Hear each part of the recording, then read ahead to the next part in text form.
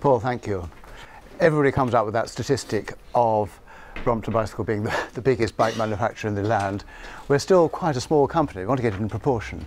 Once upon a time, the giant was Raleigh, who employed hundreds of, tens of thousands of people, vertically integrated, almost melted their own steel. Anyway, certainly made their own tube.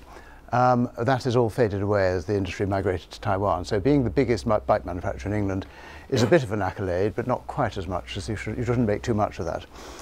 Now the story I'm going to tell you is, I was thinking when I come to London Business School I should have some lessons to teach you, but if what you draw from this will probably be no more than the rather cliched expressions that life is messy and stuff happens in an unexpected way. And that really is the story of the Brompton. It's a sort of lesson in how not to do things, certainly the early stages. But then things slowly started to fall into place, but not without various incidents along the way. And I personally don't regard myself as a buccaneering type in the way most entrepreneurs are. I'm a natural dreamer. I love sitting down and working out how things are going to be, checking out the details, getting my head around a problem. I'm not a doer. I delay that for as long as possible. But of course, if you run a business, you have to be doing, so it comes naturally with the territory. But having said that, I relied a lot on others along the way who pushed me into or outside my comfort zone. And slowly but surely, Brompton did take shape, but not without me kicking and screaming and trying to perfect things on the way. I mean, I do get a lot of fun from that, and I'm afraid I still do. Story falls into three stages. Stage one, 12 years of me and a few mates in support, thrashing around, coming up with the idea and trying to find a way to commercialise it. And 12 years when you're 28 is a long old time, and it was quite frustrating. Anyway, we finally got onto the plane and started manufacturing and commercialising it in 1987 approximately, and the 21 next years was me, if you like, developing the business, taking on staff, taking on markets, moving from one premises to another as it evolved.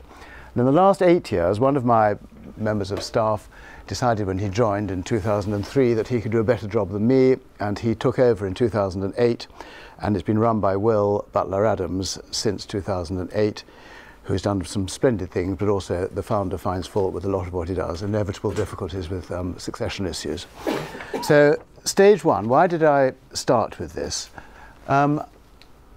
One Bill Ingram, an Australian who has dabbled in finance, came across a bike called the Bickerton, which is an aluminium contraption, which some of you may be aware of if you're vaguely bikey. Harry Bickerton had lost his driving licence. This was what he put about, but it may be not true. Lost his driving licence, so he decided to design himself a portable bike. And indeed it was pretty portable. It was the first bike. Many folding bikes have been there before, but Harry came up with a design that actually folded quite small. And Bill Ingram found him making this in a lock-up garage in Welwyn Garden City and wanted to try and tee him up and find some finance. And he approached my dad, who was involved in that world, and my dad said, I'm not interested, but my son is. So poor old Bill Ingram comes along to see me, who has nothing to contribute to the project. But I had, as so many people do, I had sort of instincts towards design. I loved sort of thinking things through, as I've said already. And of course, I was a man who biked around London using two wheels. I had a motorbike, quite a fast motorbike, and a series of different bikes that got nicked, but it was always the way I got about. If you're an impatient temperament, as I'm afraid I have, and don't like standing in queues, two wheels is a very good way to get about London. But nothing existed that you could put in your pocket and take with you. And I was by no means the first person to try. You know, there have been folding bikes since Victorian contraptions came on the market, and parachute bikes, and folded half bikes galore. But Harry Bickerton was the first one that went portable. So that evening I tried it out, and it was a bit awkward to fold, and I've had a very interesting, idiosyncratic ride, very wobbly. Some described it like sitting on a bunch of twigs, and it was quite like that. And eventually when it got into production, it kept breaking, but it was light, and it was the first attempt to do something. And I thought to myself, well, if he's done it, perhaps I can do it. I've got a bit of time on my hands. I had started a landscaping business, which was winding down. I didn't really enjoy it, my heart wasn't in it, and I had time on my hands, and started thinking a lot about how to make a portable bike come into being. So what do you do next? I had no money. I needed to have somebody to support me, and one of my friends, when I was talking it through, said, let's have a whip around. I'm sure we can find 100 quid each from a dozen of your mates. Now 100 quid in those days for people in their late 20s, and these were my mates who were bringing families up and getting into, well, it's about getting on for £1,000. So it was not trifling, but that was going to be enough for me, not knowing what I was doing, I may say, to get a prototype made and the idea would have been never to go into manufacturing, but to find a licensee and make money beyond the dreams of avarice. And this was the intention that drove me forward. Also, I rather believed in it. And I understood myself as well as being not a particular team player. And this was a manageable design project, I thought, that one person could see through. So many more complex products were coming onto the market, both industrial and consumer, but all of which needed more input. Things were getting more electronic, more complicated, but a folding bike, not too difficult. And of course, engineers love things on wheels, so I was a bit of a sucker and fell for it. And it ticked a lot of boxes for me. It was manageable, it suited my temperament, and I thought if it did succeed, it would be a product that could be pushed into the market that people would really enjoy using. And actually it turned out to be thus, and I was vindicated in that view, not surprisingly. But in those early days, those thoughts went through my head. And this mate comes along and says, well, let's get this money, and he finds, with a bit of effort, of support from me, we get £1,200 in the bank, and I start making a prototype, having sketched it out and shown people roughly what I planned to do. The design concept was nothing very clever. I mean, I saw sticking out of a bicycle a front wheel and a back wheel and a handlebar and a seat, 4 things sticking out. Bring all those together, I said to myself, and you bring them together in a central spot and you'll have a very small, manageable package. The original Brompton that I drew up had the back wheel going under, the front wheel going under, and some fiendishly complicated hinges and things which allowed the seat to fold down. Anyway, we sat down with a view to making this. I had nowhere to go. I didn't have enough money really to do it properly, so I used my own bedroom in my flat, overlooking the Brompton Oratory, which was, some people joke that the church opposite is named after the bike, but of course it's the other way around. I took the name with a lot of gravitas, Brompton has, but it's sort of shed this gravitas, I think, because it's become rather sort of associated with a nippy little product that goes around the place. And so it seemed, you know, you christen something and that sticks, and that's what it is now. But at the time I felt a little bit uncertain. I thought this was too weighty, too sort of ponderous a name. But anyway, it's fine. Brompton's is stuck, and that's it. There I was. Every morning I'd strip the bedclothes off, throw the mattress into one corner, bolt some planks to the bed and a drill and a grinding machine and a vise, and start filing away and making the bits and pieces and the fixtures needed to weld up a frame. Eventually prototype number 1 appeared, and I have got a picture of it. It's the only one. Before I show you that, I just wanted, this picture of a man brazing embodies, if you like, everything that my career path in getting Brompton off the ground was focused on. Make the thing makeable. And this is what we've come up with. These are welding jigs or brazing jigs, which I gave a lot of thought to at one stage of sometime down the road from where I'm talking about now, so that they would be user-friendly, access would be easy to load, quite complex stuff that had to be got right. And those minutes that are saved in production, those minutes that are saved by not making the man have a tired back, making sure the equipment is all right, all the little thought that goes into making a manufacturing operation work is, if you like, embodied in these pictures. And as I say, trying to make him comfortable. One of the problems we have with our brazers is that they do spend quite a lot of time bent over, and that's actually being addressed at the moment. But somebody's come up with an idea of having a hook on your back so that you don't have to carry the weight of yourself. But getting close to the work is a sort of an essential part of it. This is part of our new factory that Brompton's just moved to, and it's just, as I say, it symbolises what Brompton is about for me, getting the thing makeable. Of course, you've got to be nice to your customers, you've got to make the product nice, but the actual manufacturer has really been what's really occupied my life. So the next stage, very early on before that, was a much younger person riding. I'm afraid the bike is not very interesting, the car behind is far more fun. But that was my first prototype in the streets behind my flat. And I'm afraid you can't even see the shape of it, but it sort of worked. And it folded down and it had all sorts of hinges and movements, and it was just too bloody complicated. And as I said, I didn't really know what I was doing, but I learnt a lot from that. And it had Bowden cables, which, as you push the seat down, everything else was pulled by these Bowden cables together. I mean, this was the ideal, and the nice idea, just push one handle and the whole thing folds up. Of course, it was far too complicated, and this thing started popping very quickly, and it didn't really work. And it was an execrable bit of engineering, and it ended up in the skip, and I'm quite glad you can't even see how it's made in this photograph, but it is an early bit of Brompton memorabilia, if you like. Having made that prototype, I thought, well, this is not good enough. I can't go around and hawk this to the manufacturers. Let's try getting some more money and making a second prototype. I started with 18-inch wheels, which, you know, the bigger the wheel, the better on a bike. And this fellow has 18-inch wheels. the next prototype was a slightly different folding mechanism, much simpler and really worked not too badly. But it also had 18-inch wheels, but it was a bit sloppy in various ways. And I decided with my backers that actually it would be worth investing a little bit more to tidy up the prototypes. And I came up with 2 more, which prototypes number 3, along with which I went to canvass the idea with all the would-be manufacturers.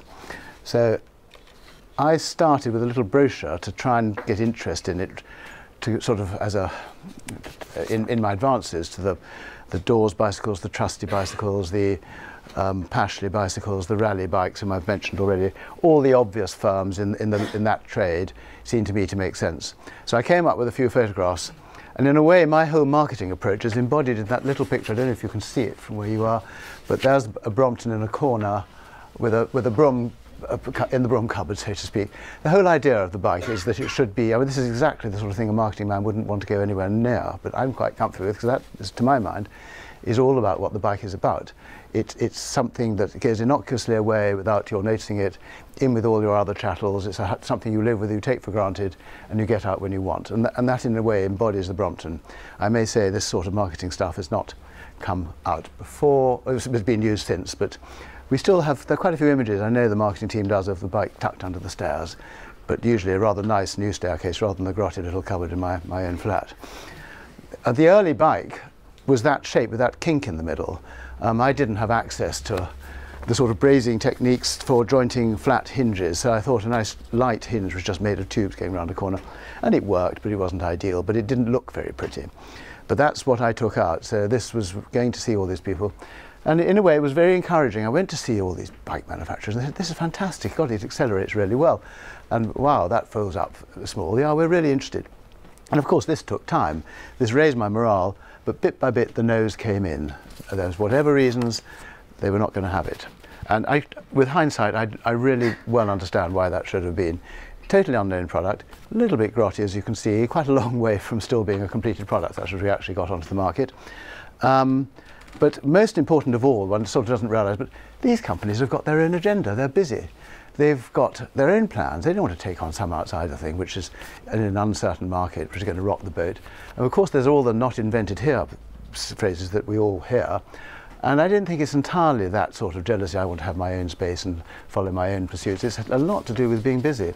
People came to us when Brompton was off the ground and I was quite successful, and said, I got this idea for a widget or for a new brake or a better cable. And I said, very good, that's lovely, but I'm afraid we just haven't got the time to deal with it. We just had to let them go on their own. So I think a lot of it was due to that, my failure with finding a licensee. One firm, Black & Decker, who you've probably all heard of, were actively looking for new products and took a very keen interest. And I got quite excited by this because I thought this was the right sort of consumer product to make it big time. But eventually they realised too that this is too far outside our normal remit. We don't have expertise in distributing in that market, so they moved on to other products. So Brompton really was didn't cut the mustard with all the wannabe licensees that I'd selected. It crossed my mind after 18 months of doing this to try going abroad, but that was an investment too far, and bearing in mind there was no money around. All the time I'd put the money that we'd raised into paying people to make the bits and pieces for the bikes. I had to make a living in between too. So whilst I might have been thinking about the Brompton in the spare spaces, I had temporary jobs, gardening and driving and being a messenger boy and whatever else one could do, but always temporary jobs by their nature. I was always waiting for Brompton to start, so I couldn't commit myself to anything. So it was a slight waste of a half-decent brain. My parents were very disappointed in what I was doing, and they had a lot to regret about the direction their son's career was taking, because it was really going nowhere.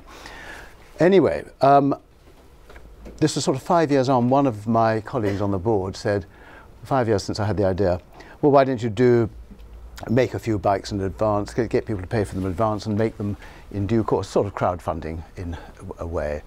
And so for £250 a pop, we persuaded 30 people to pay up in advance, and in exchange they would get a bicycle in 6 months' time and their money back if the project was a success. So not that good a deal. 250 quid, by that time inflation had been rampant, so it was no longer, the ratio was probably about 5 to 1 to now's money. So they were spending £1,200, which is not that much more than an ordinary bike would be now in today's terms, but then bikes just weren't that expensive. So it was quite a big ask. So they were getting the benefit in theory of getting their money back in the long term. They had to wait, poor things. I didn't know what I was doing, and one lesson I haven't learnt since the 70 years I've been on this planet has been that anything you do new, any challenge you start, never takes the 10 minutes you think it's going to be, or the 10 weeks. It's always double, and double that as well. So these 6 months went by. I found there was far more challenges into making 30 bikes than actually making prototypes, which you're just fiddling around and filing. 30, you've got to be, you don't want to file or specially machine 30 bits over and over again. So a little bit more effort had to go into making them. But 18 months later, I finally had these things ready and delivered them to the customers. I do remember one rather joyous day when I was having a beer with a mate of mine near the workshop where I was putting these things together, saying to him, now this won't sound like much to you, but I said to him, Anthony, well, now I'll go off and make another bike. Now, so what, you might think. But actually, every bike until then I'd made had been several months' work, or years. Lots of. The fact that I could go back into the workshop and 3 hours later have yet another bike, and the next day produce 4 more, suddenly one realised this is the whole power of being able to make things. It was rather an exciting sort of, what's the word for it? Light on the road to Damascus moment, lamp bulb moment. This is exciting, actually being able to make things. So I'd invested some effort in some semi-proper tooling, but that was just for welding the thing up. And I was also mindful of the fact, and this is me clutching at straws, that out of this little pilot project we might get some proper production going. Anyway, these bikes were duly delivered. Folk were quite excited by them. I had made another 20 sets ready to be brazed up. Does any of you not know what brazing means? Hands up. It is simply a method of jointing metal, rather like soldering, but it's not the same as welding. It's a much higher temperature than soldering, much lower temperature than welding, and it's one of these miraculous things where a different metal seems to take to the 2 parent metals. I've never understood how it works, but it's a much better way of jointing bike frames. It leaves much less residual stress than welding, so you can have a lighter frame, which of course Brompton's far too heavy, but we have been able to pare down some of the weight by keeping the metal thickness thin using brazing. So I had 20 more sets ready to go, thinking there might be some demand, and indeed there was, and I managed to flog all of those. So we were sort of beginning to get off the ground. So I said to some of the backers, how about backing me for a proper production run, 100 at a time, to get this show on the road? One more slide I ought to just show you now. I'm not very used to having slides. The first 30, this is again, I don't know how distinct it is, a rather small image of myself standing with a row of bikes in the workshop where I made them I suppose this was 1980 by this time, or so maybe the beginning of 1981. So quite a long time after I'd started getting the project off the ground. Anyway, that was, if you like, the kick-off stage, and the bikes are similar to what we make now, but quite a different shape. I'll show you that later on. So I had these extra 20 frames, sold all them, and managed to raise some money under Small Firms Loan Guarantee, which was the then government instrument for helping small businesses get off the ground, and some equity backing from existing shareholders, and settled in a borrowed space in a big powerhouse, old powerhouse, next to the railway line in Kew, and got some tables together and hired my first member of staff and ordered all the bits I needed to start making bikes. And that was quite exciting, but jolly hard work. Employee, Patrick, a Scotsman, who made the mistake at interview of telling me, I used to work for this wheelchair manufacturer up in Aberdeen, in Dundee rather, and we were all working in a 3-sided shed. He was trying to project the fact that he was a tough guy who could put up with the cold and the snow. That winter in the powerhouse where I was, poor Patrick came in one morning. It was a really cold winter. The steel doors in this place were sort of massive 25-foot high doors with a big gap at the bottom. And to my horror, I found as I walked in before he had arrived, a snowdrift about that high where he normally stood. I mean, a beautiful sort of cornice of snow running past, it had been blown into the workshop. So he had to live with that because he had bragged about how tough he was. But we went on making bikes. He was doing the brazing, and I was discovering how tedious on Radio 4 it was to have repeats all through the day, because I had nothing else to occupy my mind with as I put these bikes together than what was coming out of the radio. But there we were, a team of us. People came in through the door and said, yes, we'll have one, so I dealt with the customers. We sold some of the bikes through a dealer in Fulham who took them on sale or return with a much reduced trade discount of 15% rather than the normal 35%. But he loved it because everything he took from me was A, sale or return, and B, people came and bought them anyway. And that little episode it was bloody hard work, pretty boring. I learnt so much about making bikes from that, you know, just the difficulties that come in small scale production. It was the same as big scale production, you know, how things vary, how tolerances get out of line, how all the bother with suppliers getting things wrong, etc. Anyway, that went on and on for a while, and I think each batch took about 3 months. So 15 months in, I was into batch number 4, the 4th 100, and I'd ordered all the bits, and I'd ordered my hinges from France, and the Frenchman said, fine, that's great, we'll have them with you in 4 weeks' time or whatever. He then rings back and says, sorry, actually we have been supplying you with bin end hinges, and we've thrown the tools away and we've got no more hinges. So I was completely stuffed. I didn't want to throw away all the money that I'd put into that stock of other parts that I'd ordered. So I had nothing for it but to roll up my sleeves and machine these, whatever it is, 400 bits of metal, because there are 2 hinges on the bike and 2 halves in each, so 400. It's quite a lot of metal to remove from big lumps of iron, which I had flame cut out. Anyway, they eventually appeared, but it was 12 weeks of time I could have spent better. I was lent a machine by somebody very kindly, same chap as owned that workshop, and I said, enough is enough, we've got to get this properly financed, we need some proper tooling, and let's get this show on the road properly. So I shut the doors down, so to speak, on that production episode, went away, found a licensee, a subcontractor. That took a long time, working around the Midlands where things were changing quite a lot, and there was a decline in manufacturing enterprise, and we lined up a subcontractor to make the frames, a key element of the business plan. Went out with my business plan to all the venture capitalists who've moved on a bit by that.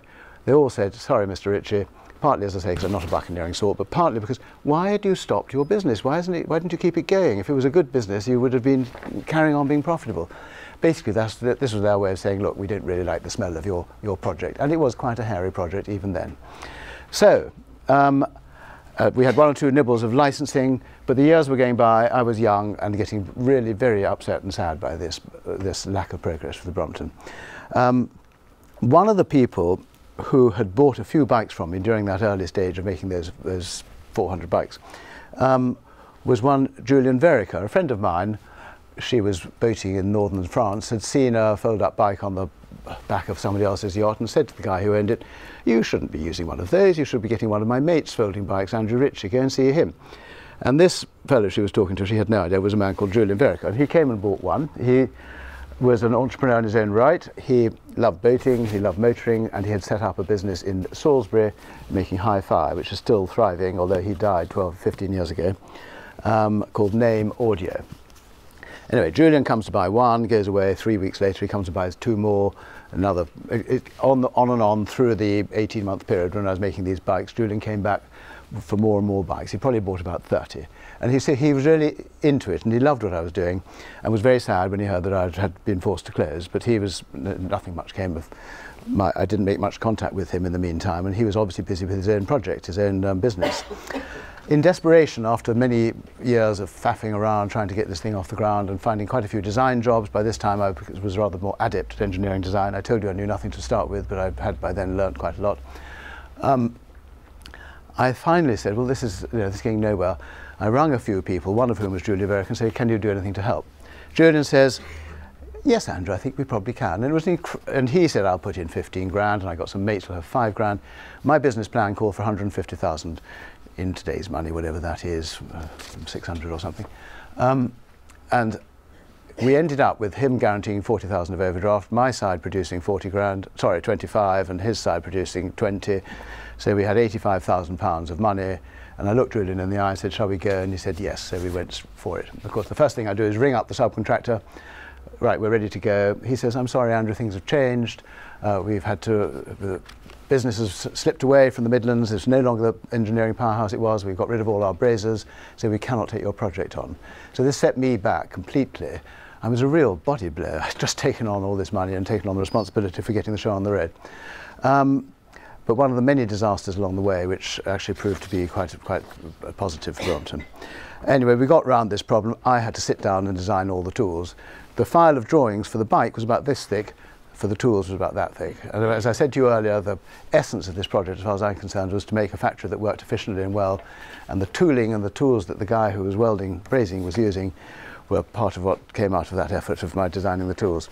And it was a bloody good thing, in fact, because if Hayden's, that was the name of the firm, who declined after all to make it, had been supplying me, they would have never put the love into it. We were a tin pot little show taking 100 bikes a month, or if that, 100 bikes every 2 months to start with.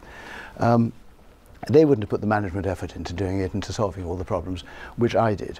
Anyway, with some preparation, the business was now on the go. We had some plastic moulds made, I had all the technical stuff in hand, moved into a very wet railway arch in Brentford with some trepidation, and got cracking. And I thought, hooray, my troubles are over.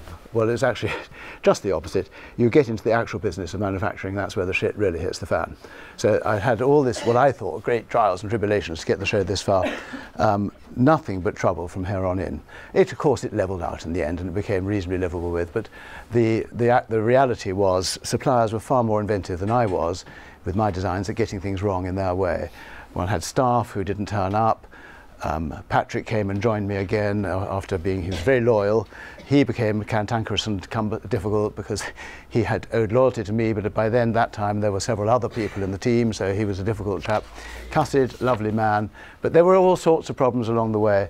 And then when we went out to try and sell these bikes to the shops, they all said, well, yes, that's great, Mr. Ritchie, but we've had 2 Bickertons sitting in the back of our shop for the last 2 years. When we've sold those, we'll buy some of your Bromptons. So there's this sort of thing holding us all up. Luckily, there were enough dealers in the UK at this stage only to have the imagination to try Brompton out and get cracking with it. So we slowly got off the ground, but there were lots of hurdles. And the difficulties, as I say, with the suppliers and other aggravation in setting up manufacture was something I simply hadn't foreseen at all. And as I say, if anything came through the door that was right, it was a cause for several cases of champagne. It just didn't happen. It was always, always wrong. One of the things that Julian sort of foisted onto me a little bit, which was very important, was the respect for the distribution through dealers. I was slightly greedy and thought, well, why have a middleman? And keep the money for yourself. But of course, the reality is an army of dealers who are on your side, and this is maybe changing in this modern internet age, but they are the people who convey the message to the end user and the enthusiasm. You've got a phalanx of people with you. That makes a huge difference if you're trying to get a venture off the ground. And in the end, we had a load of lousy dealers to begin with who got between me and the end users, and they were bloody nuisance, but there were a few gems there. And of course, bit by bit, as the business developed, I was able to pick and choose, and we ended up with a bunch of really first-class dealers. They're lovely people. I'm amazed at how committed they all are to the Brompton. And it's entirely through dealers that we still do sell. From then on, we grew. The people wanted to buy the bike. We had lovely publicity. I'd already had some jolly nice publicity with my first pilot, as I call it, pilot production, the 400. We had a super article in the FT, the Evening Standard, design magazines, lots of coverage. It was great. It caught the public imagination. And that carried on once I got back into production 6 years later. I was able to, money was no problem. Bankers who, of course, one couldn't borrow from, quite rightly, because they wouldn't, why should they lend your money to somebody as risky as me? But now we're queuing up to try and lend us money. We'd paid off Julian's overdraft within a year because the cash flow was all positive. It was great. One was on a roll, if you like. What could go wrong? Everybody wanted to buy the thing. I charged people, I gave them a quick settlement discount of 7.5%, which sounds like a lot, but it worked wonders because nobody had to ring them up to get the cash, and of course we had a lower discount in the first place, so it all worked out. I don't know why everybody doesn't that, it's such a common sense thing, because it costs a fortune to collect bills, collect money. Anyway, that's by the by. On the way, there was one approach from a Taiwanese firm called Eurotai, said we want to manufacture under license. I thought, well, maybe we don't want anything to do with them. But eventually Julian and I said, well, if we don't talk to them, they might just go off and copy it. And at least we might get something at the lower end to meet a sort of entry-level model that would meet the burgeoning demand that we seem to be getting. Anyway, that involved my going out there, they're coming to me. They had no idea what they were doing, frankly. I had to sort of vet all the products they were sending me in. If there wasn't one thing wrong, there was another radius missing there or some other detail that caused the bike to fall apart. And when it came to marketing, they had scantily clad ladies sort of rubbing themselves up in the rather suggestive way against the bicycle, which is simply not what Brompton is about. But that was their style, I'm afraid. So that went on, and I thought I should have cancelled it, but I had too many other things going on. And the 10-year renewal date came up in 2002, and I said to them, "You failed to renew," and that was the end of it. Needless to say, that produced a few copies, because although they returned the drawings to me, of course there were copies of the drawings, and we suddenly found we're not awash with, but copies of the Brompton, things from my design, from my drawings, appearing in Holland and Belgium and Spain. Very interesting things come out of this. This copyright issue is on what we were able to see them off on, because my patents had run out. My patents were sitting, wasting away, whilst I was trying to get the aircraft off the runway for the first, whatever it was, 12 years, when nothing was happening. So patents in those days gave you 17 years, and I only had 5 years left. Anyway, they were gone, but by the time these copies arrived, we were able to see off the importers and have them the bikes trashed on the back of copyright. Copyright law being quite a lot stronger on the continent to protect the copyright holder than in Anglo-Saxon economies such as the United States and here. Here they're much more pro-competition, and we wouldn't have got the same result. Anyway, that's one thing that hasn't troubled Brompton since. Nobody's trespassed into our territory, which is rather extraordinary. I suppose they don't want to be seen to be plagiarising in too obvious a way, which is not something that troubled this particular Taiwanese. I must push on fast now. Anyway, we were cruising along, moved from 1 arch to 2 arches, then into an 8,000-foot square house in Chiswick, building up a management team. Julian helped a lot. He was very keen on graphology, which I had certain doubts about, but between us we come up with a really nice team of people who worked jolly well, and that was great to have that support. We then moved from Chiswick into a huge acreage, a cathedral near Kew, which is 22,000 square feet, tiny by comparison to where we are now, which is nearly 90. But that seemed huge. On the opening day, when we had our party with the jazz band and everybody there, I don't know, we had 200 people all sitting down. The space on moving in we needed was only half. So but that was quickly used up, and we moved on very swiftly to having a busy factory there as well. So it was all justified. But quite a lot of work, as you can imagine, setting up new factories and getting it all to happen. Then the iceberg. We were cruising along very nicely and hit this iceberg, which was a real disaster. Sturmey Archer, and I will be as quick as I can now, Paul. Sturmey Archer is a key supplier, you may not have heard of them, of hub gears, one of the most delightful mechanisms there are. Very, very clever bits of design, came out in the 1900s. Sturmey Archer had been going for 100 years. Their American owners decided to pull the plug. They didn't have any warning. The Brompton was designed around this one part that really mattered. Because there were no other players in the game. There was one in Japan whose design was completely unsuited for the Brompton, one in Germany who was just, with a bit of tinkering could have been, but we didn't have it. So I, the wise virgin, had always knew that this was a risk. I didn't know Sturmey Archer were going to go out of business, but I did keep 6 months' supply, quite expensive, the most expensive part of the bike, on the shelf, simply because I wanted to guard against this eventuality. But anyway, we were stuffed. I ring Sturmey Archer up and say, anything we can do to help? And they said, no, but we may be able to help you with a few more hubs. I think we've got 1,000 here, so I hired a 1-ton Ford Transit van, ran up to Nottingham where Sturmey Archer were, and they said, well, we've got an extra 500 if you want them, Andrew. So I had this poor Ford Transit groaning with 1.5 tons of hubs in its back, which I had to drive across to Wolverhampton to our wheel builder. But that actually saved our bacon. It was a very handy extra 500, because we did finally get into bed with the manufacturer in Germany, who I was able to persuade to modify his design. These are intensively tooled products, by the way, so it was quite a big thing for him to do, to make a special for us. But I persuaded him that every other folding bike manufacturer would want one that is to this design, which I was quite wrong about. But anyway, it kept us it kept us going. And the Sturmey Archer stuff, it was literally the week that we were running out of Sturmey Archer wheels, the new set of things, wheel builders, wheels with the German hubs, came in, and Brompton was saved. I mean, we could have survived a week or a month without any business, but it's always rather a knock. So that was an awkward episode, which involved a lot of frenetic work on my part and on others. But there were silver linings, because Sturmey Archer then migrated into Taiwan and eventually got the hang of making everything, and they're now producing better products, especially for us. We won their chief designer, who came to join us, which enabled me to get on with all sorts of factory advances, automatic brazing, CNC machining of all our hinges, complete changes in the way we made the bike, which modernised the factory no end. So out of this disaster, if you like, came some good news. Now, I think I've missed out a lot of points. I better not go on any longer. One of the things I wanted to draw attention to was how so many disasters actually turn out to have silver linings. My God, I'm glad I didn't succeed to get that money from ICFC. They were a formal institution. They took a formal institutional approach, if you like, to how investments would have been going. I would have been the perfectionist, going far too slowly for them. All the problems that came away, I would have been pushed through, bulldozed through, and it would never have worked. So in a way, that moment when I realised they weren't going to back us, which was the most terrible thing for me, and it was a real, blubbing for a long time, a real shock. Gutting, I think they call it, was actually bloody good news. I didn't realise that. The fact that Hayden went out and didn't do our frames for us, also bloody good news.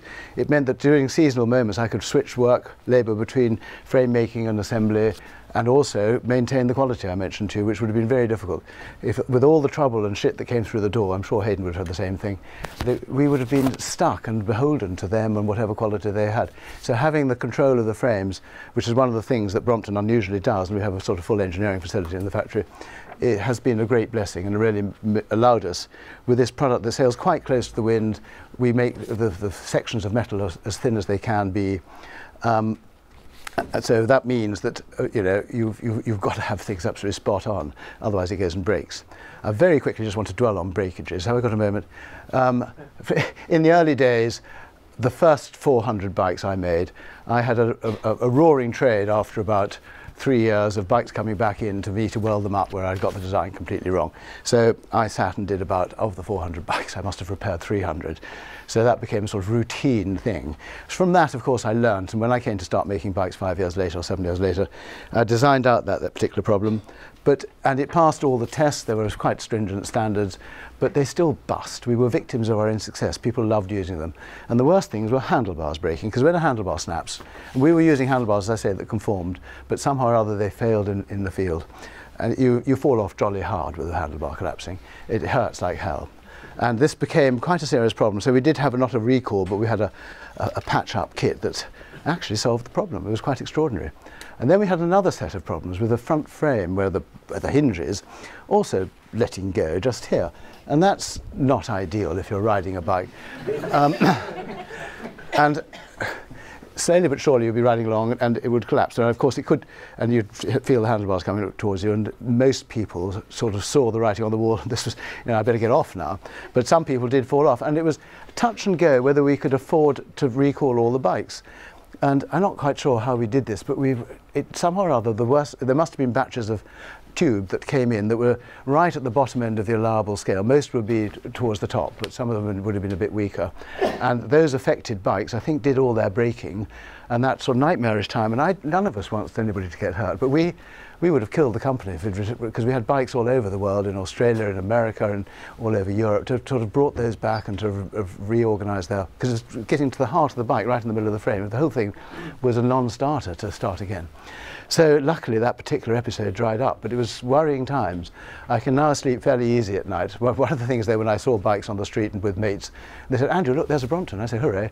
But actually there's another bike that's going to break, I said to myself. Nowadays when I see Brompton on the street, of which there are plenty, I have a much more comfortable feeling about it. We have solved some of the problems. So I'm afraid I was going to talk a little bit about what's happened in the last few years. Will, who's a lovely guy, does things in a very different way from me, and I'm a look before you leap chap, he's a jump into it and just see what happens. And I've watched in great pain as he's trashed some of my principles. This, I think, is a normal thing with successor issues. He's a lovely guy. When I got married, he produced a wedding present, which was a Brompton and a trailer Brompton to attach to the one in front. It was his and hers tandem thinking. What a lovely thought. It was really sweet of him. But he does like to delegate and over-delegate, and we are constantly talking, me and Will, because I'm still the biggest shareholder, as to how we can bring the company back on track. And I'm not sure necessarily we're going to make ground, but I would dearly like to make it work, because his heart is right in the right place. I've forgotten to give more of the slideshow from here on in. This is Julian Verica, lovely cheeky grin on his face. He was absolutely a central chap for getting it off. Okay, somebody else might have appeared, but his was the personality that saw it through. And very gutsy of him to down tools from Name Audio, which was his baby, and come and support me at a fairly intensive level. And he helped me through all sorts of stages. We were the board, just the two of us. We had our board meetings over supper in a pub, but that was But he knew what he was doing, and he was a really good mentor, if you like, steered me in the right direction. One or two fallings out with him, inevitably, but that's bound to happen. This is moving into the arch, picture of yours truly in the front, and Sonny in the background, my first employee. There is Sonny doing some brazing, same as the first picture, but with rather more primitive equipment and no mask. Sonny, this is a classic mistake to make. I was so bloody busy. He said, I want £6.50 an hour or whatever. I said, that's far too much, Sonny, you can't have that. Here's a fiver. No, I insist on £6.50. I said, sod it, you can have it. And I had to get on with other things. And from then on, we had to live with a high rate of pay for our brazers for years to come, because I never had any time to put it down. Actually, the rate of pay has gone up even higher recently, but I did manage to pull it back. But it's just, you just let your concentration relax for a moment, and then you have to live with it for years to come. It's just a small lesson in that field. How the bikes evolved, there's the little kinky one that you saw in the early brochure, and then the ones that I was making in between, in the first 400, were in the middle with a slightly kinky mainframe tube bend, because I wasn't using special tooling for that. That was all I could get from a standard bending mandrel. And what we currently produce, near enough unchanged since 1987, when we got finally back into production, is the one on the right. Factory in Kew. In the middle is this auto braze machine. You can't see it clearly, but this was a cornerstone of Brompton's production, if you like, getting that hinge joint right and strong and free of any failings. And I put a lot of effort, along with this guy, Steve Rickles, into developing our automatic brazing and the machining of the hinges. Very complicated stuff, which it's a bit of black art, which has been maybe one of the reasons why others haven't come into the market with it in the same way. Now things have moved on. This is the Madcap Brompton World Championships, in which my heart wasn't, but actually it's a lot of fun. My heart wasn't in it because of this crazy rule. You had to wear a suit and a tie. And they aren't quite wearing suits, but a jacket and a tie. But anyway, people gather together, and it's a real carnival atmosphere, and I've been to many of them in Blenheim Palace, and this is in Pall Mall recently, but they're going on all over the globe now in various different places in America, Germany, France, wherever we've got distribution. And this is a sort of happy, proud moment for Will. The Earl Duke of Edinburgh has been involved with Brompton one way or another for a while. He came, I think Will put me up for it, some design prize, going back 10 years now. Anyway, I won it, very nice. Duke of Edinburgh's design award done with the Design Centre. It was the 50th anniversary, which was a special occasion, so it was in Buckingham Palace rather than some hotel. And I said to Prince Philip, come and see our factory. And lo and behold, he did. A year later, he came and did a visit. And then, once again, he came to the factory opening, and this is only 2 months ago, or 4 months ago. Will, standing on the right, talking into the microphone, Prince Philip unveiling a plaque that Will created. This is typical of Will's resourcefulness. This is you can't see, but there's a steel plaque onto which the brazers have really beautifully scripted, with laying on braze, Brompton, and the little triptych, the logo at the bottom. Some of you at the back may not be able to see it. But what a lovely gesture. It was a really nice thing to do, and the various people on the shop floor contributed to it. And there was a really happy moment for the team getting this, the royal imprimatur, if you like, was very nice, and I think Duke of Edinburgh enjoyed his visit too. Anyway, that's where Brompton has come to. I've missed out a hell of a lot, but I've got only so much time to do it, and I'm afraid I've overrun by a quarter of an hour. Anyway, there we are. Thank you for listening.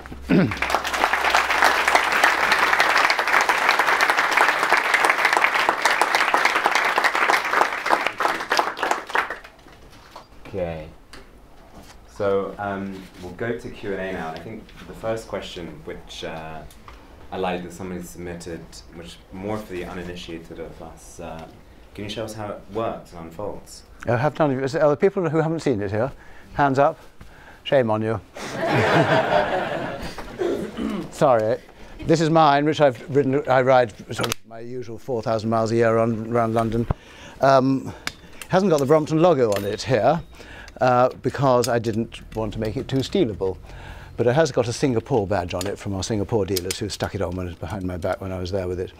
Anyway, that's it, and it's there are the 4 things that come out: the back wheel, the front wheel, the handlebars, and the seat. And it does lock at the back here, but this one, it has got one. I never use it because I find it much more easily just to park the thing and stand up, and you can go away and do your shopping.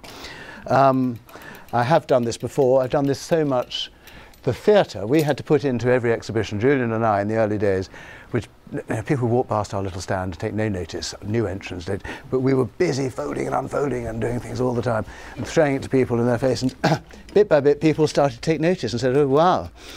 And now there's Brompton folding competitions that go on at these Brompton World Championships. There you go. My standard gesture was to pick it up and sort of prove the point that it doesn't fall apart and it's all together. Anyway, those are all days long gone. But that's that's the bike, and it's a slightly sort of nerdy tool. You feel a little bit of a wise virgin as you stand at Paddington Station unfolding it and zipping off with all the other poor buggers waiting for a taxi. But it's quite a nice feeling, and it's jolly nice freedom that you get when you arrive somewhere else. So you may have some other questions. Or? Yeah, I think it's an interesting one, especially given the changes in the last sort of year, about if you could talk about how you see the future for Brompton, what you would like to see, what you actually think will happen. The first thing I'd like to see is Will doing what I want him to do, which is quite a big ask. But I think we might move him a little bit in that direction. He's branched out into two interesting directions. One is Brompton Bicycle, which has taken a lot of effort, and slightly interesting. Will's take was that it should be the more bums on Bromptons the better, but actually it's a lot of cost in installing these boxes with bikes in. They're locked up. You can get more bikes into a space than you can by a long shot with Boris's, and it costs far less to install. But the fact is, a lot of people don't want to hire a funny bike they got to unfold, and it hasn't really got the push that's going on. So I think we really need to concentrate on the factory and not on that. I don't really see that we can do anything other than concentrate on what, rather unimaginatively, we haven't really wrung as much truth out of this beast as we can. Will has done one thing which is unforgivable, but he knows he's got it wrong. He's allowed costs to rise because he sort of slightly has generous personality, and things of sort of, grand gestures are being made. So costs have gone up, and the price has gone up 35% on his watch, quite a lot in real terms. Which so the sort of £600 bikes now are 900 or whatever it is. Not quite, but that sort of order, 700 to 1,000. Anyway, that I'd like to see, and there are plans in hand to try and make it less exclusive. It has crept into slightly inaccessible terrain for quite a lot of people, and I think we've probably been missing out on lots of opportunities there. And the new factory is affording lots of opportunities to get some cost out. We're bringing painting in-house, horror of horrors. Most people fall over themselves terribly when they start to do their own painting. Apparently it's going quite well, but this is thanks, I think, to modern paint plants, which have become far more automated, and all the problems that come with gasification and all sorts of. Painting is a really challenging game, and it just, everything goes wrong that can. We had so much trouble with our painters when I was in charge. So, but that, if we can get that to work, we'll get quite a lot of cost out of the bike. So I'm very keen to see a bike that doesn't cost £1,000 at the entry level, more like 700. So that's my personal view. But I also see ways to simplify the design, etc. Not a very imaginative answer to your question, because it's carrying on in a way doing exactly the same thing. But and then I guess a follow-up to that. So one of the questions that somebody submitted was, and touching on your discussion on cost, like, has there ever been a discussion around outsourcing any parts of the manufacture, and how would you feel if that were to happen? Funny enough, it's going the other way now. Will, in order to get more production out of our factory, had to farm out those things that could be farmed out at, I may say, quite a cost. Not his fault. He wanted to squeeze as much as he could out of the square footage we had. So quite a lot has been, we had our forks made, which we used to braise up ourselves, were being made in Taiwan. So we're probably going to bring some of that back in. It does take management effort to organise these things, but it actually takes just as much management effort to organise somebody else to do it for you and get it right. So not always the case, but at the levels at which Brompton is still operating, as I said, we are still we're not a big company. We're not in the same league as the big players in the bike industry by a long shot. So we are probably not in a hurry to subcontract stuff. And just one little aside, if you've got patience to listen to more, Will has initiated, we started making bikes with some titanium bits on. It's a fiendishly difficult material to work with, very expensive, and our Russian suppliers, who are relying on elderly welders who were ex-Soviet weapons industry, and were getting rather unreliable because the vodka bottle had quite a lot of appeal, so we were not getting the supplies that we expected. And I'm not joking, this is serious, it happened. So we set up our own joint venture with an aerospace firm up in Sheffield to make the titanium bits ourselves, and that has been, and I should have mentioned this, getting towards the lighter weight product, fiendishly expensive, but it might really appeal if we could get something down to 7 pounds, 7 kilograms. This is 9 or 9 and a bit, and it's too much. You don't want to carry it for too far. It's as light as they come, I may say, but you know, to really get the breakthrough where people want to use it, you need to get a bit lighter. So getting that set up and finding better techniques to doing that, we've, if you like, brought that in-house. It's our operation, and I went up to see it only a couple of weeks ago, and I was so impressed by what they've achieved there. It is, as I say, a fiendishly challenging material to work with, and a lot of challenges to deal with. Anyway, sorry, I went on too long about that one. Are there any questions from the audience that haven't been submitted via? You just give me 1 second, I'll bring the mic.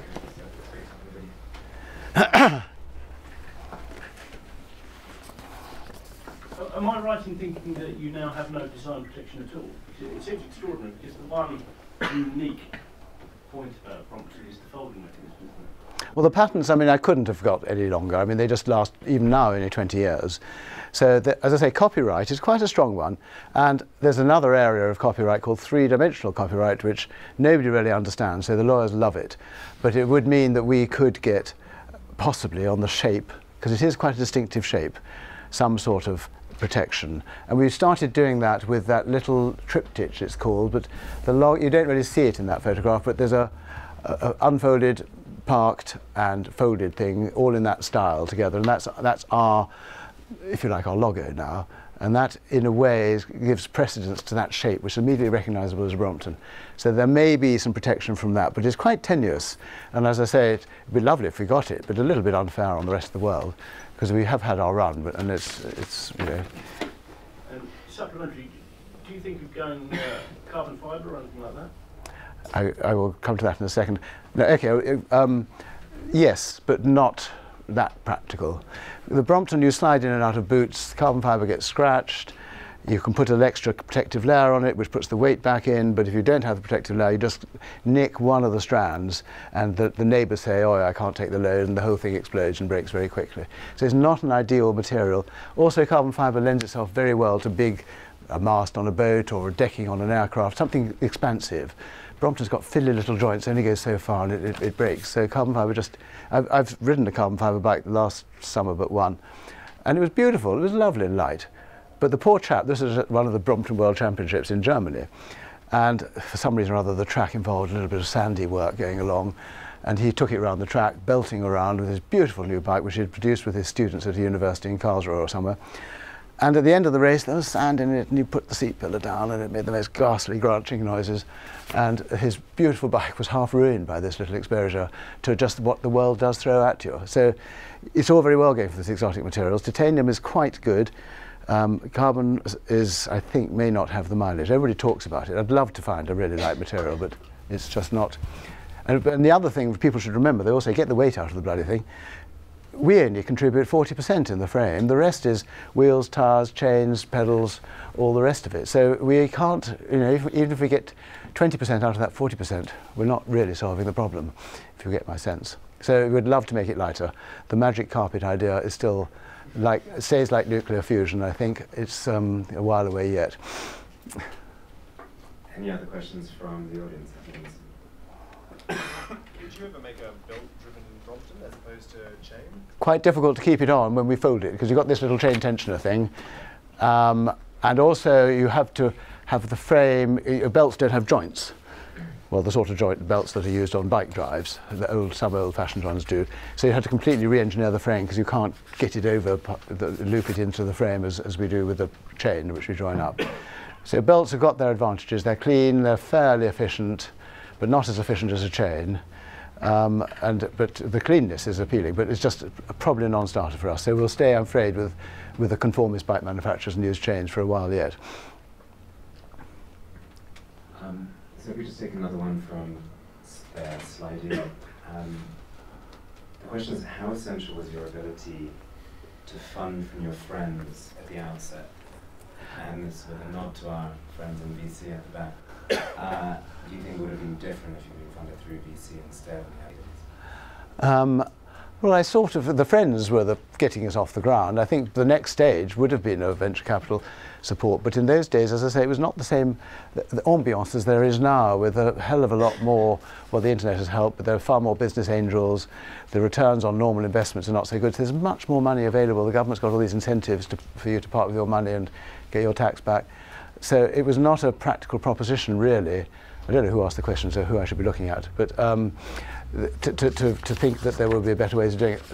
The one thing with hindsight, I suppose, that I should have realised is that the business angel route, which I eventually went down, or eventually fate took me down, if you like, through Julian Verica. Julian Verica was a crucial snowball.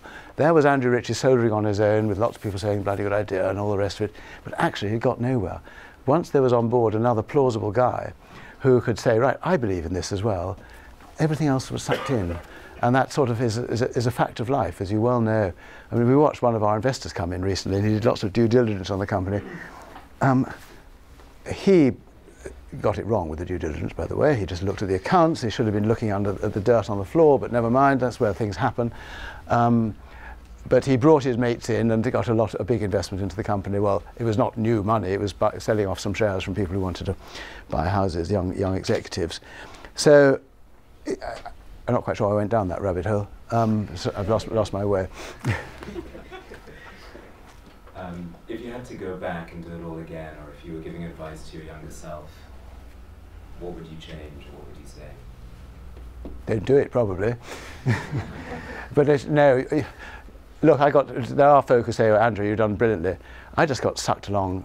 Water flows downhill. I just did, if you like, what I had to do next. And once this little pup that I was walking behind with, dragging behind me, grew up to become a big hound, dragging me forward reluctantly, well, you just had to live with it. And that's sort of, I suppose I wouldn't have had it any differently, which is quite a different one. What advice would I give?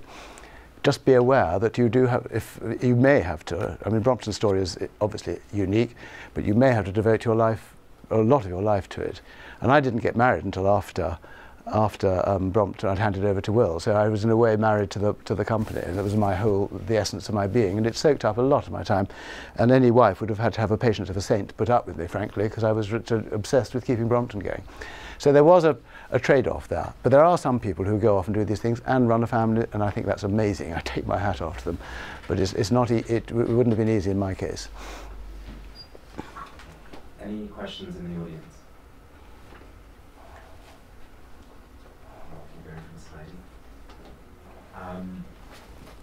So this is a broad one.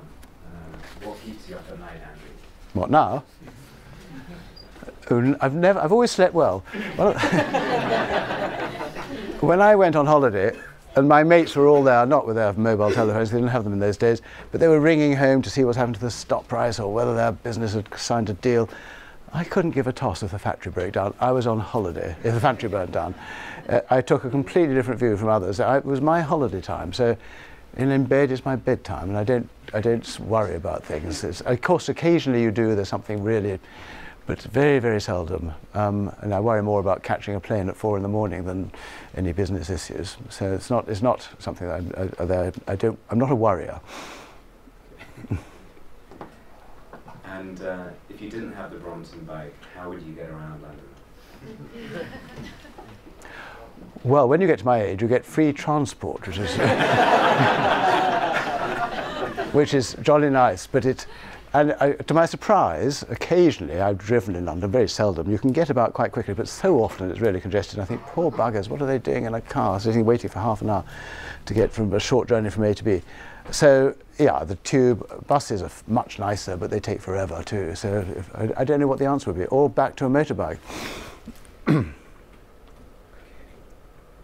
Okay, just check any questions from the audience that somebody would like to ask. Is there any mileage in continuously variable transmissions for cycles, or has it been tried? Do you know about them? Well, I know about the DAF transmission, that's what I was thinking. Oh, my father used to have a DAF. He loved it. That had an elastic band too, the same as your belt drive. So somebody came up with something called a deal drive, which was a cunningly compressing chain ring, and the teeth never got in the wrong position because they had time to do their moving while they were out of gear. I never really studied it properly, but it must have worked along those principles. It was heavy, and it never took off. I don't know. It might happen with. It's quite difficult to get the forces through because there's some quite high forces without getting the weight up, and of course the losses if you've got anything rubbery or a belt just really wouldn't no bike rider would want to have that.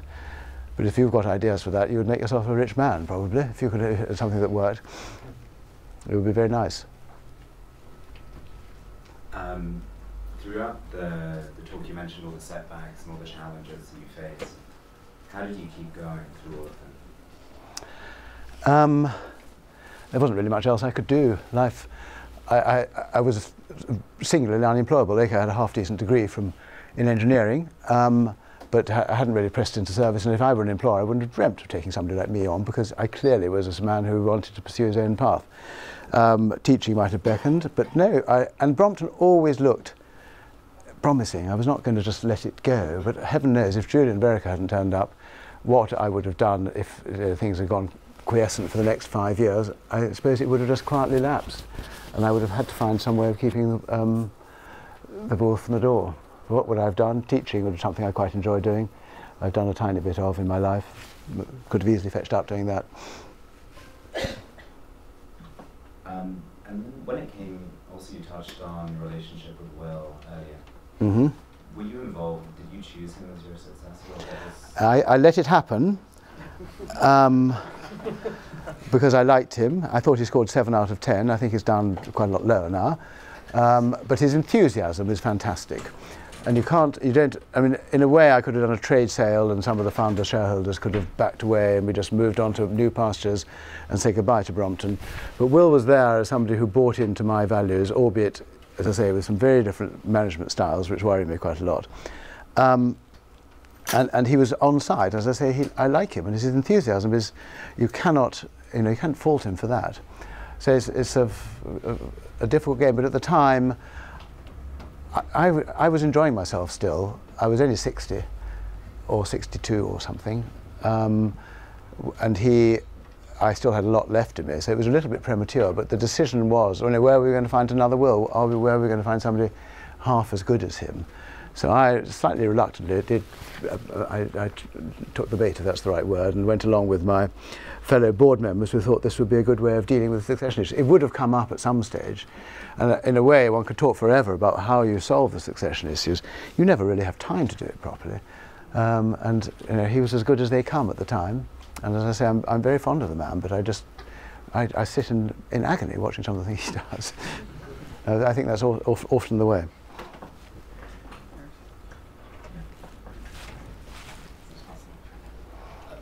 I can probably make myself heard.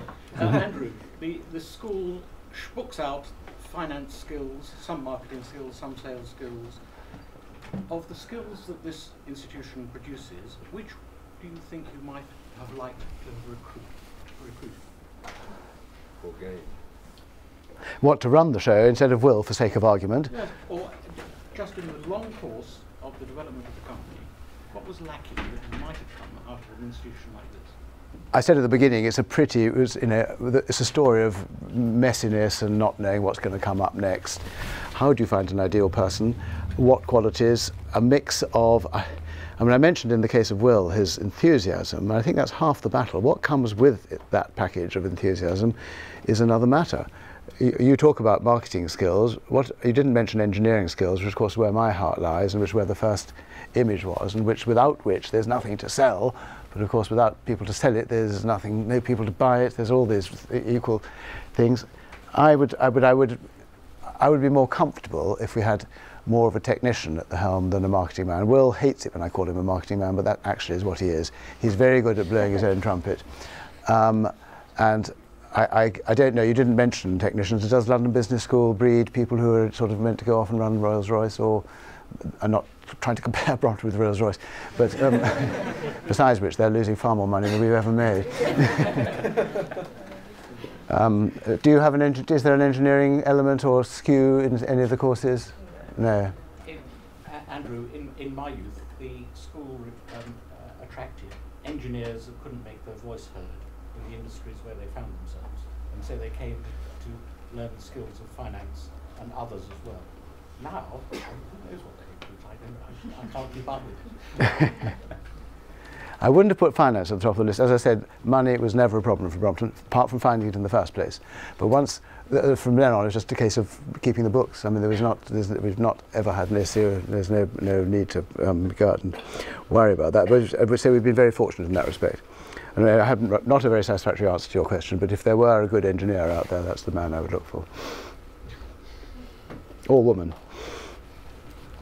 And then just one last question. Now that what are you working on now? What's next for you? Well, it's an interesting question. I'm sitting with a mate, two curmudgeonly old men in a small studio with some engineering machinery, which I rather like to have around me, dancing around various projects that might make me a millionaire. Now, why bother? But it is fun if I could get some young people in. I don't know. Anyway, I've got 3 or 4 projects, one of which involves something I don't really believe in, but I've got some ideas about how you can put electricity onto a bicycle, which I don't think anybody else has tried, and I think might be, I still haven't made up my mind whether it's really a marketable product. But if it is, that would mean I could employ somebody, or we could employ somebody or 2 and have a team and a little bit of a buzz. But at the moment, as I say, it's just me and another old man who's a brilliant designer. He designed quite a lot of machinery in the factory, actually, but he's also got involved with countless other things, and he's had a very diverse career. My career has been in design only to a very limited extent. The rest has been keeping the ship on the road since then. But we're both now back with projects up, coming out of our minds, but not necessarily having the will to make them happen. But I think this e-bike thingy might have some mileage and would be rather fun, and would engage young minds. That's what it's coming back to. We're all suckers for things on wheels. You're all much more academic, but if you're a mechanical engineer and you've got something that moves, it's rather fun. And I think that could be a fun project. But the other things I've got up my sleeve, one of them I call the toilet brush, for lack of a better word. It is not a toilet brush, but it is it's a piece of consumer good that we all use de temps en temps. It is right at the bottom of a pile of things that you spend money on, and it has been unloved and untended, and I think I got a better way of doing it. And frankly, the insight is zero, but if I brought that onto the market, as I say, I'm sure we could keep a lot of people employed and happy. It would be quite fun to do that. But I'm nearly 70. Have you got the energy to make it happen? And once you start taking employees on, if they're lucky, you get them. You do really well. You have somebody really supportive. But my God, can your problems start? As I was saying, so I don't think there are many people who go through the life as a manager not making a lot of bishes when they take employees on. We never learn who's good and who's bad. We might be lucky. So we'll see. But it would be fun if we could get that going. But the other side of the coin is I don't want to spend all my time going into the office. I'd like to have, be free to go and do all the other things that I've missed out while I've been grinding away doing Brompton, which I'm sure anybody else would do in my position. But you can't stop this fizzing away, so there are some things going on.